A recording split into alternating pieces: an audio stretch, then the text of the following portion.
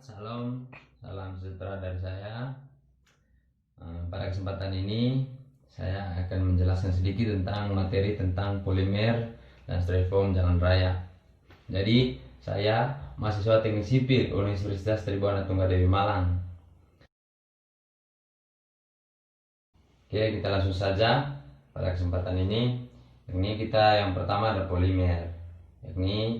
Pengertian dari polimer itu sendiri. Polimer merupakan material dengan bentuk rantai molekul yang panjang dan berulang yang dihasilkan dari polimerisasi.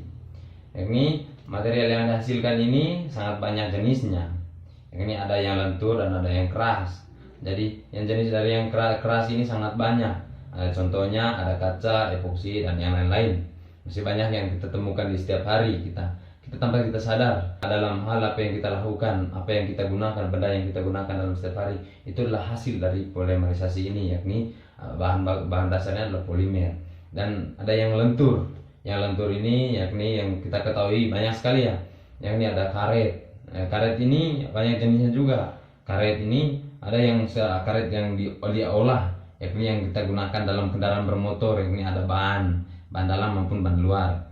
Yakni struktur dan reaksi kimia dari polimer tersendiri ini sendiri, yakni pada tahun 1920-an ada ilmuwan kimia, profesor kimia dari Universitas Sains Terapan di Zurich. Dia yang bernama Hermann Staudinger. Dia melakukan penelitian tentang polimer. Jadi dia mengatakan ada dua kata kunci yang harus kita pegang dalam memahami polimer, memahami materi secara keseluruhan dari polimer. Yakni yang pertama adalah kata polimerisasi dan yang kedua adalah makromolekul.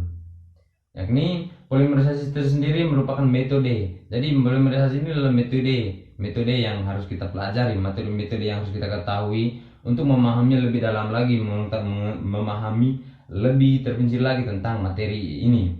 Yakni polimer ini membentuk polimer ya. Polimerisasi ini adalah metode yang membentuk polimer yang dikombinasikan dari molekul-molekul kecil yang disebut dari monomer ya. Yakni monomer kita tahu sendiri, yakni dari satu unit ya. Mono ya satu, mer ya banyak. Nah, unit mer ya unit. Ini satu unit, dan polimer adalah banyak unit ya. Jadi molekul-molekul yang dikombinasikan dari molekul. Ini kita lanjut ya. Rantai molekul dari rantai monomer dari hasil polimerisasi tersebutlah yang disebut dengan makromolekul. Nah, makromolekul ini ketika dinamakan makromolekul, yakni itu adalah rantai monomer yang hasil dari polimerisasi. Kita gunakan metode polimerisasi untuk menghasilkan makromolekul. Makromolekul dapat mengandung ratusan ribu monomer gitu. Ini adalah penelitian yang dihasilkan ini adalah menurut penelitian dari Bapak Hermann ya Staudinger, dari dia adalah profesor kimia dari Rutsch. Dia melakukan penelitian tentang polimer ini. Ini kita lanjut ya. Jadi jenis-jenis polimer menurutnya dia berdasarkan monomer ya. Jenis-jenis polimer berdasarkan jumlah monomer. Ini yang pertama homopolimer. Ini homopolimer ini dia terjenis dibagi berdasarkan satu tipe saja. Yakni satu tipe saja ini tidak ada gabungan dari polimer lain, yakni hanya satu saja yang kita ketahui dalam kehidupan kita, yakni ada PVC ya. PVC itu adalah polyethylene klorida. Yakni kalau teman-teman kita semua kita lihat ada pipa plastik itu yang disebut dengan PVC ini atau propylene klorida ini. Itu yang pertama. Yang kedua ada copolymer. Copolymer ini yakni benda yang dihasilkan dari dua atau lebih ya, satu atau lebih dari polimer itu sendiri. Yakni ada sangat banyak yang kita temukan, tapi karena kita tidak sering mengetahui kenapa sampai adanya ini, dari apa zat apakah ini. Ternyata apa yang kita lihat sekarang ini, apa yang kita pegang sekarang ini, apa yang kita lihat sekarang ini, itu adalah hasil dari polimer ini tadi. Polimer dan hasil dan polimerisasi dan hasillah yang dinamakan dengan benda-benda tersebut. Oke. Yang berikutnya kita lanjut berdasarkan reaksi terhadap pemanasan. Ini ada beberapa benda yang dihasilkan, yakni itu berdasarkan reaksi terhadap pemanasan itu. Yang pertama ada termoplastik. Ya. Ada termoplastik, yakni polimer yang dileburkan kembali dengan menggunakan pemanasan. Yakni ada benda-benda tertentu yang dihasilkan dari polimer dan kemudian dileburkan kembali, dan itu adalah itu bisa digunakan lagi gitu melalui pemanasan. Kan dia melalui pemanasan, setelah dipanas lalu diolah lagi gitu. Itu disebut dengan termoplastik.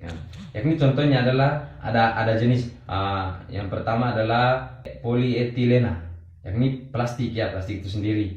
Ada polipolelena, yaitu tali pakaiannya, yang pokoknya pakaian yang berbentuk karet ini.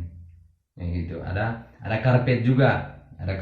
Kalau di rumah masing-masing teman-teman ada karpet, ya itu adalah salah satu polimer gitu. Polimer yang termasuk dalam termoplastik berdasarkan reaksi terhadap pemanasan itu. Nah, oke. Kita lanjut. Ada yang kedua, termoset. Nah, yakni termoset ini adalah polimer seperti ini, yakni tidak bisa dikembalikan seperti semula. Ini dia kalau sekali dilakukan, diproseskan, itu tidak bisa dikembalikan seperti semula gitu. Itu seperti yang contohnya yang seperti teman-teman lihat, mungkin ada di sekitar teman-teman pada saat menonton ini, ada di sekitar teman-teman lihat kaca. Itu adalah satu jenis polimer termoset menurut reaksi pemanasan. Reaksi pemanasannya itu yakni ada kaca piana, yakni ada kita teman-teman lihat ada di baterai. Yakni ada lagi masih banyak jenisnya ya. Tapi kita sebutkan satu itu, maka waktu yang kita gunakan sangat panjang. Jadi itu ya. Ada juga silikon. Ya teman-teman, ketika teman-teman pada saat ini menggunakan HP untuk menonton video dari saya ini, nah ini silikon itu yang digunakan sebagai pengaman dalam HP, di HP-nya teman-teman itu adalah salah satu termoset polimer termoset ya. Itu adalah satu polimer termoset tersebut. Oke. Nah, kita masuk ke dalam proses pekerjaan jalannya dalam jalan raya. Yakni apa yang bekerja dari polimer pada pekerjaan jalan, dari bahan yang digunakan dalam pekerjaan jalan, yakni aspal. Oke. Pekerjaan aspal pada jalan raya sangat penting dengan adanya percampuran dari karet. Nah, kita kembali ke belakang lagi tentang penjelasannya saya tadi, adalah karet. Karet itu adalah dia polimer alam polimer yang dihasilkan dari alam. Nah, tapi ketika diolah lagi, maka ada jenisnya lagi gitu, ada jenisnya lagi dari dalam polimer tersebut gitu.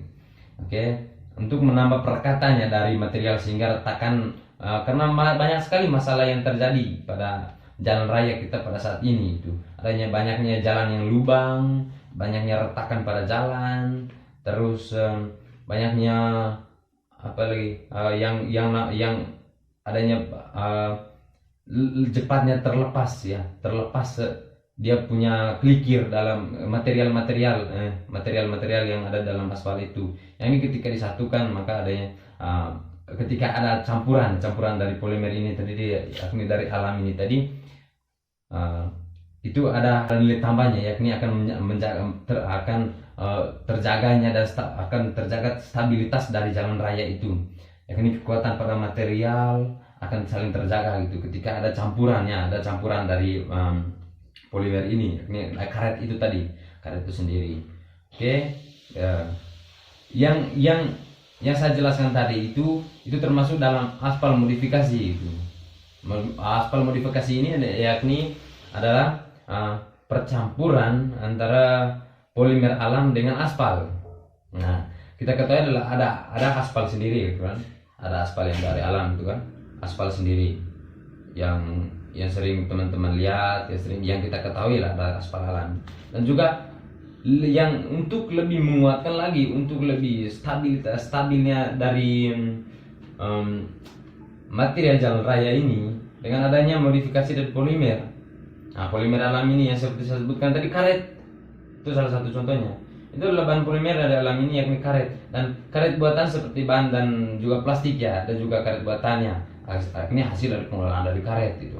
Nah, ada modifikasi ini sehingga terjaganya dan terjaga stabilitas dari jalan raya itu sendiri.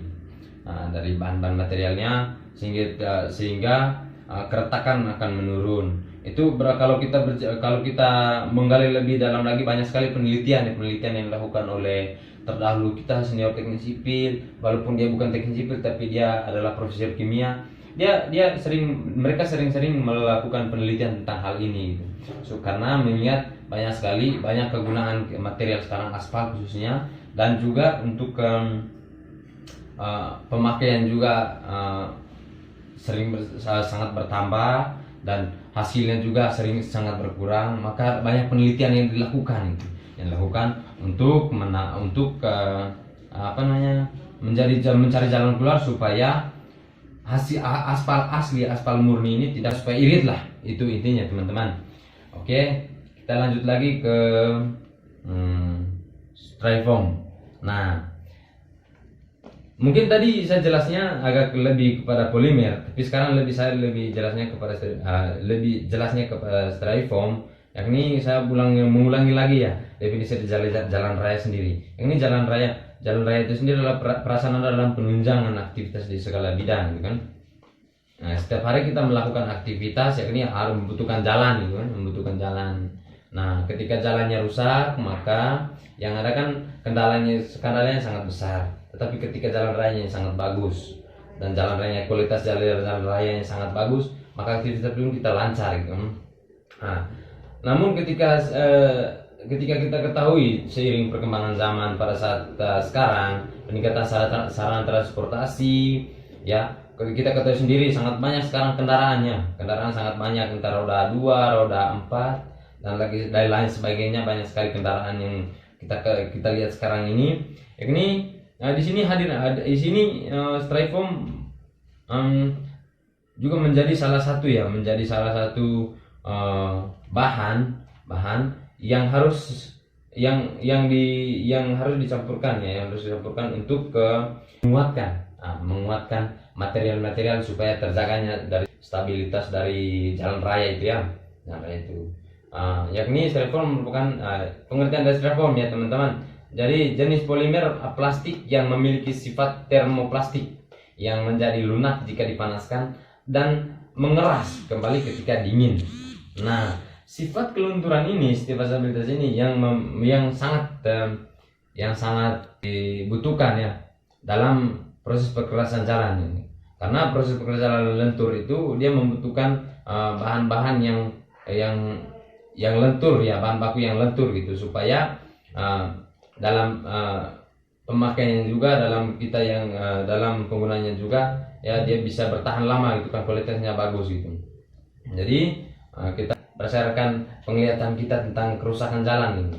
Jadi dalam menanggapi masalah seperti ini ya, jadi kerusakan jalan tadi seperti saya katakan tadi, ada retak gitu, ada lubang-lubang di tengah jalan, itu pengaruh dari material kurang bagus, kurang berkualitas gitu. Yang mungkin juga masalahnya karena apa, dan kita kaji bersama gitu.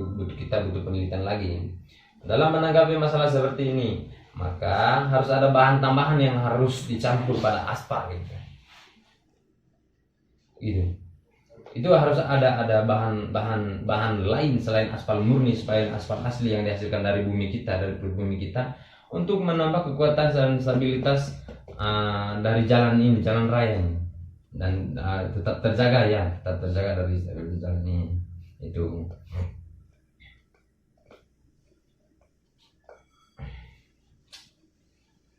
Nah, ini kita melalui Styrofoam ini sangat banyak kita temui di kehidupan kita sehari-hari, sangat banyak. Yang ini Styrofoam ini, kalau teman-teman lihat ada yang bungkusan nasi, karpet dan yang lain-lain, banyak sekali.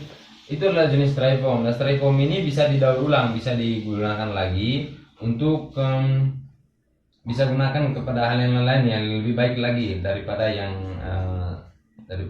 yang sebelumnya gitu. Bisa didaur ulang ya. Tapi adalah bahan dasar dari Styrofoam ini bisa dicampurkan dengan aspal supaya bisa menambah kekuatan dari aspal itu ya. Supaya kualitas dari aspal dan kualitas jalan rayanya kuat, tidak cepat berlubang, tidak cepat retak, gitu. Tidak cepat apalagi yang lain teman-teman bisa sebutkan sendiri, entah apa yang teman-teman lihat ya, apa yang teman-teman rasakan dari ketika teman-teman menggunakan prasarana jalan rayanya, ketika ada kerusakan, ketika melihat masalah seperti itu, apa gitu, apa solusi. Tetapi perlu sebelum melakukan memikirkan tentang solusinya, pelajari dulu tentang ini ya, karena ini adalah salah satu materi yang sangat bagus sekali ketika kita memahaminya, supaya supaya kita irit dalam penggunaan bahan baku dari aspal tersendiri, bahan yang dihasilkan dari perut bumi ya kita punya. Jadi dalam kehidupan kita sehari-hari. Oke, mungkin itu saja yang perlu saya jelaskan tentang styrofoam dan polimer. Jadi terima kasih.